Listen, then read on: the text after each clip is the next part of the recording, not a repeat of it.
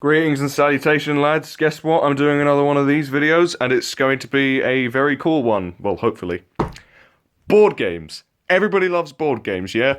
Bloody Snakes and Ladders, Monopoly, Dungeons and Dragons. Board games are all good fun. However, what if I told you that there was a board game out there that is honestly one of the most inhumanly complicated board games that I have ever attempted to play? It is so ludicrously complicated that I've tried playing it on multiple occasions, but I could just not get the hang of it no matter what I did or how many times I've read the instructions. And no, I'm not talking about that one game where it's like you simulate trying to maintain a nuclear reactor. Is that real, or have I just made that up? I don't know, but I'm sure there's one like that out there. And no, it's not a version of Dungeons and Dragons. It's not the one where it's like the master play, where it's like all the board games combined into one, and it's super complicated. No, I'm talking about a very different board game. One that is so ridiculously complicated that I don't think it can be played. Until today. Da, da, da, da, da, da, da. Right. Harry Potter and the Philosopher's Stone. Mystery at Hogwarts game. £5, no pieces missing. So for any of my non-British viewers, because apparently I looked at my statistics the other day and the majority of my viewers aren't even from England, which, you know, I don't have a problem with that. I'm glad that my content is so far-reaching. But anyway, I digress. Harry Potter is like a series of books and films and various other media about some boy wizard going off and in like wizard school and casting spells and like going against like a genocidal dictator. It's very interesting. There's a lot of controversy surrounding it these days, but I think it's pretty good. And one day, when I was on holiday camping, I came across this board game on sale. And me and my family, we're big Harry Potter fans. Mostly my mother. She loves the hell out of it, bless her heart. And I thought to myself, well, it'd be fun if we could play this game together. So when we came home, it's when we started to play it. And holy fudge knockers, this is the craziest and most complicated game. I mean, I stated that at the beginning, but for some reason, this game, I just could not get the hang of it. I tried reading the instructions, and it was so insane. It was like, oh, do this and do that. From what I understand of it, it's like Cluedo, but a far more complicated version of Cluedo, and I just kind of left it in my cupboard because I just could not get the hang of it. However, I recently just discovered it while I was having a big clear out, and I am going to attempt to master this game once and for all and just get past all the complicated instructions and figure out how to play it.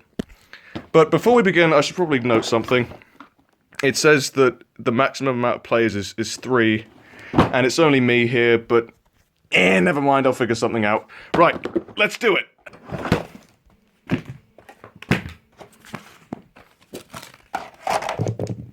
Okay then, let's set this game up. Okay people, I've managed to get the game set up as best I can. I'm not entirely sure if this is the correct, but I'll adjust it as I read the instructions.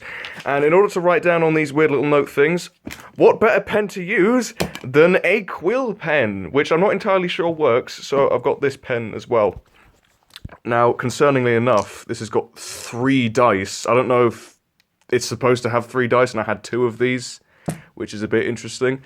And also, just want to throw this out there, the art for this game is really bloody cool. I don't know, it looks as though it's like coloured pencils, but it's like the colours, like they're so vibrant and just...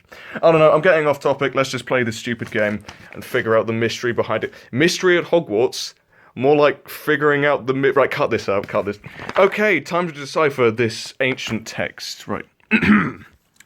Object of the game. Some naughty student has been casting illegal spells in one of the classrooms at Hogwarts. Oh no, not the nuclear fusion charm. Can you solve the mystery and win the game? I don't know if I read that correctly, hang on. Can you solve the mystery and win the game? They've put an exclamation mark. They're supposed to put a question mark because it's a question. Oh, no, ignore it. Be careful when you point the finger because a wrong guess will cost you everything. Oh, that's a bit ominous. If you get the wrong culprit, your life will be extinguished. Okay, let's see if we've got the right stuff. We've got the Hall of Hogwarts game board. Check.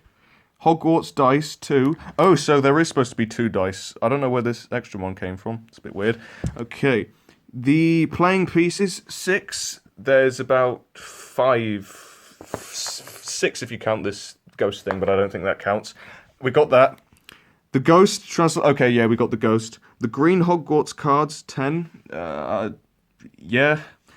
The blue hint cards, 23. Yeah, we've got quite a lot of those. And a hunch checklist pad.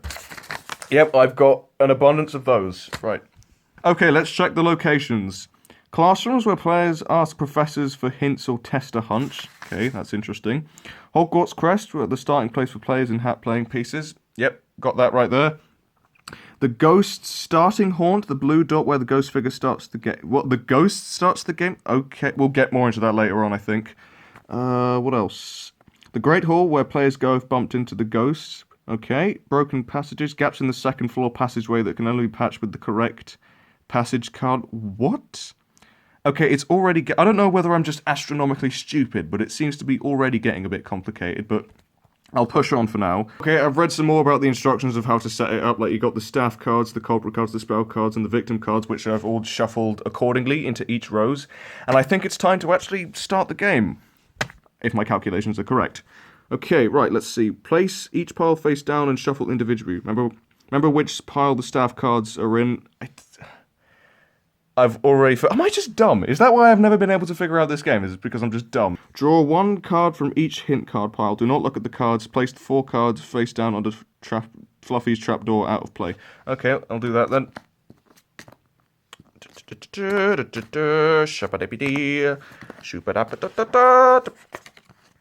There we go. Okay, what's next in this crazy affair? Right, I've lost track.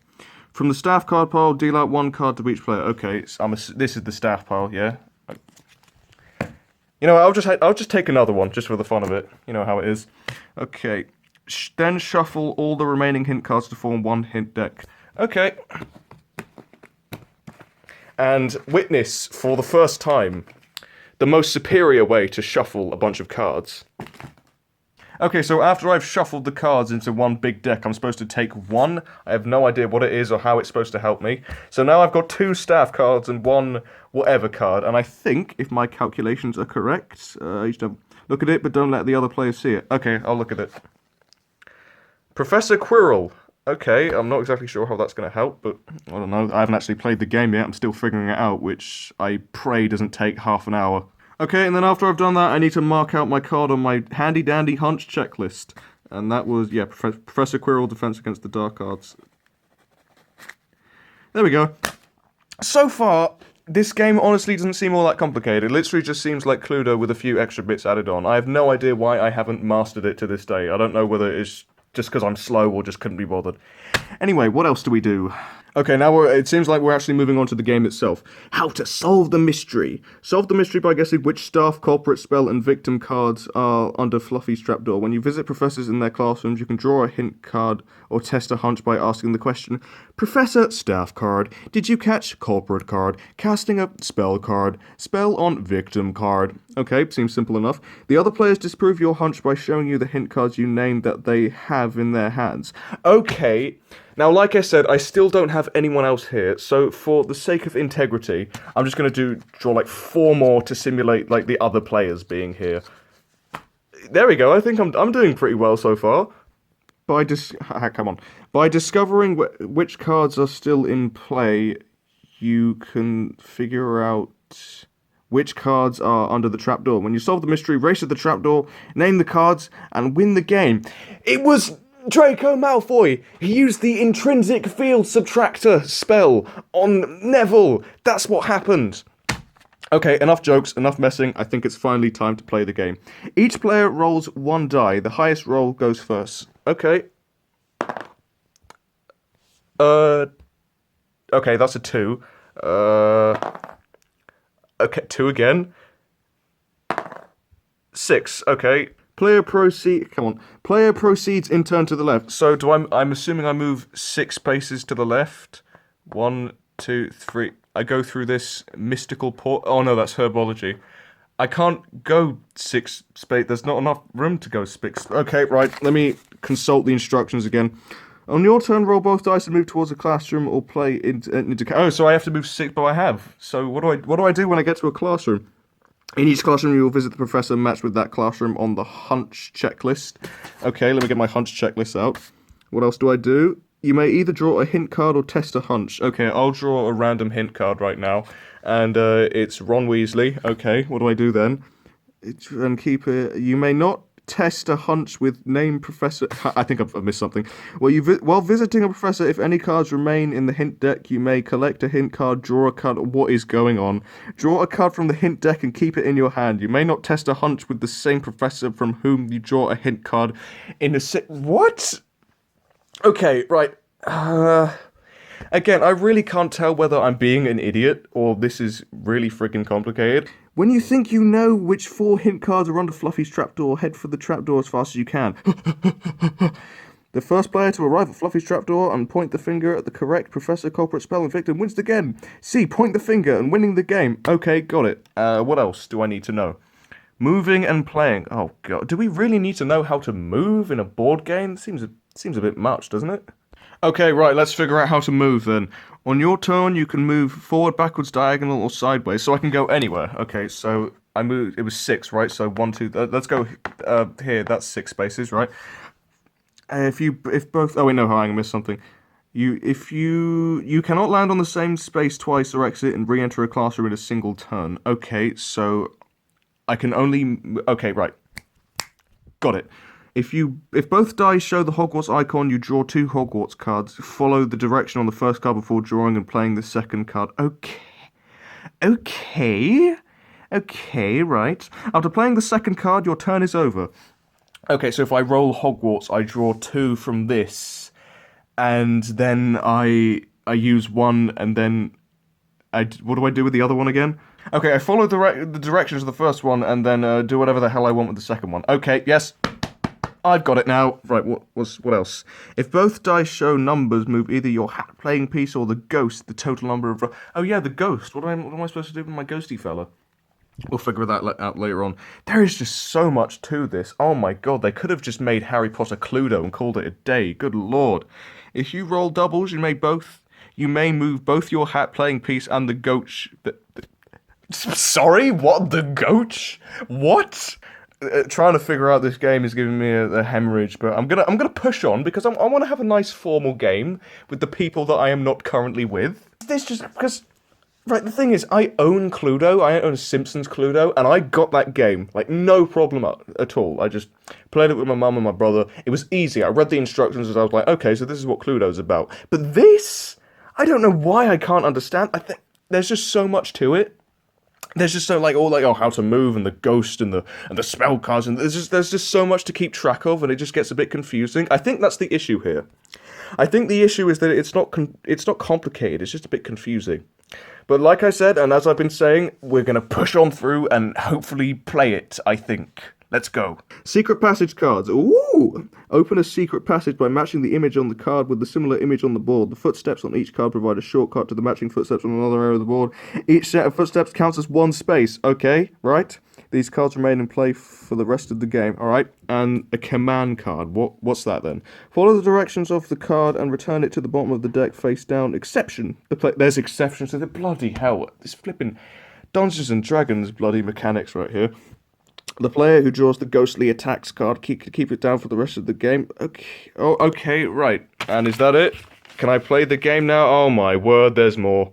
Okay, last but certainly least, we got to figure out how to test a hunch. While visiting a professor, if the hint deck is empty, you must test a hunch. I'm getting a headache trying to figure this all out, but that's probably because I've got like an IQ of 2. Using your hunch checklist, choose staff, culprit, spell, and victim cards you think you may be under the trapdoor. You must always name the professor of the classroom you're in. Okay. State the hunch aloud by saying, Professor, staff card. Did you catch culprit card? Casting out spell card. Spell on victim card. Okay, yes, and oh my word, what is this? The mechanics of hunches. And like... Right, I'm getting off topic, let's just read it. Starting with the player on your left, each player with any of the cards you named must show you, and only you, one of those cards. If a player has more than one, they choose which hint card to show. If a player does not have one of the hint cards you named, they say so. Continue to the left until no one says so. Make a note that no one had any of the hints that you suggested. Okay, right, that's all sorted. Now we got to point the finger. When you have narrowed down the possibilities and believe you know which 4 hint cards are under Fluffy's trapdoor, head for the trapdoor as fast as you can to the point the finger. You only have one chance to point the finger, so be sure when you arrive, name 4 hint cards you believe are under the trapdoor by saying, I believe Professor Staff card, caught the culprit card, casting the spell card on the victim card. Then open the trapdoor and look at the hint cards. Keep the cards to yourself. If even one hint card does not match your statement, you are wrong in all capital letters. You are expelled from Hogwarts. What?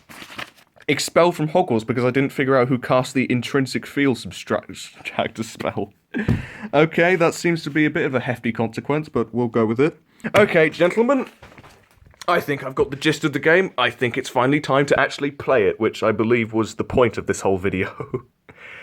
Those instructions were, my God, they were confusing and a little bit complicated. But you know, I think I've got the hang of it now. Okay, I guess I'll go first. Whoosh. Oh wait, no, I'm supposed to only roll 1 dice. I got a 6. Okay, let's go to potions. 1, 2, 3, 4, 5, 6. Okay. What do I do? What do I do now? I move the ghost, right? Did a 4. 1, 2, 3, 4. Oh, the ghost is closing in. And what do? I look at my hint cards, right? These are completely useless. Or are they?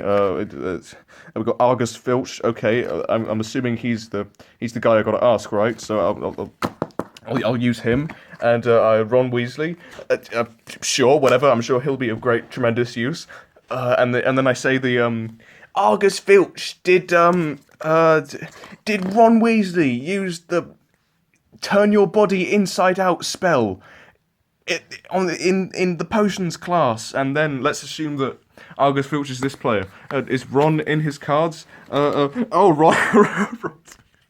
Ron. I'm losing my mind. Okay, Ron Weasley. Okay, so I was right. Okay, so the victims. Okay, wait, no, Ron. Ron Weasley's a victim. Okay, so I've got that right. So Ron Weasley didn't actually do it, but he is the victim. So technically, I'm half right. Let's keep going. Okay, so I've made some sort of progress. Ron Weasley was the one who the spell was casted on, and now we got to keep going. Let's do it. Okay. Oh no, I keep going. I only got to use 1. No, not 2. Okay, 3. Move 3 space. Now I'm in Filch's office. Okay, and then the ghost. There we go. 4. 1, 2, 3, 4. Okay, now I know it's Filch's office, but Professor Quirrell is in there for some reason. I ask, Professor Quirrell, did Draco Malfoy use the entrail expelling curse on poor Ron Weasley here? Okay, and this guy is Professor Quirrell, and is Ron Weasley here? Wait, no, Draco Malfoy I'm looking for, so Draco Malfoy is not here, so I'm wrong, so I still got to figure it out. Okay, let's go to the library. I'm sure there'll be some good knowledge there. Okay, 6, 1, 2, 3, 4, 5, 6. And who's in the library? Professor Sprout. But I got to let's draw one of these cards. Okay. You learned a new spell in Defense Against the Dark. Defense Against the Dark. I got a new spell. It's the portal to another dimension that causes the Rapture spell. I'm sure that'll be handy in investigating the murder at Hogwarts or whatever the hell. Okay, so we got Ron Weasley. I don't know where this came from, but I have this. So Patricius Totalis, and I just got to figure out who done it. Okay, so I'm making good progress here. Who am I asking again? Wait, no, have I already did that one? Wait, no, it's Professor Sprout, isn't it? Okay, Professor Sprout, did Draco Malfoy use Patricius Totalis on Ron Weasley? I'm clearly not doing this right, but I'm just kind of going with it. I lost my sense of... I lost what was right about this game a long time ago. Anyway, was it Draco Malfoy? You know what, okay... That's my confirmation. I think it was Draco Malfoy who used Patricius Totalis and Ron Weasley, and he used it in the. He used it. What did he use it on? He did it in the. Wait, no, that has nothing to do with what I'm doing. He used it in the. Used it in the dark arts classroom. Draco Malfoy used Patricius Totalis on Ron Weasley in the dark arts classroom. That's the hunch. Wait, no, I got to roll before I do it. Okay, 6. I'm here now. Okay, it's is it right? Okay, right. So it is. Okay, right, uh, I... Well, folks, this video was a complete and total mess. I know it seemed like the whole time I actually tried playing the game, I was just like messing around and doing like a whole sketch and not really taking it seriously. The thing you have to keep in mind is like the whole like cuts in the video. That was me like desperately trying to figure out how to play the game properly. But like I said, I just couldn't figure it out. It was way, I don't want to say complicated, it was just confusing. That's the problem with Harry Potter and the Mystery at Hogwarts. Okay, my conclusion. Mystery at Hogwarts, it seems like a fun game, but it's way too confusing for me, so I just thought I'd mess about with it and just not really take it seriously because as much as I tried to figure out what the hell it was about, it just didn't work out. You know, it's going to be a real pain trying to clean this up, but maybe I'll try again another time. Hope you've enjoyed this absolute horrific mess of a video, and I'll hopefully see you again soon.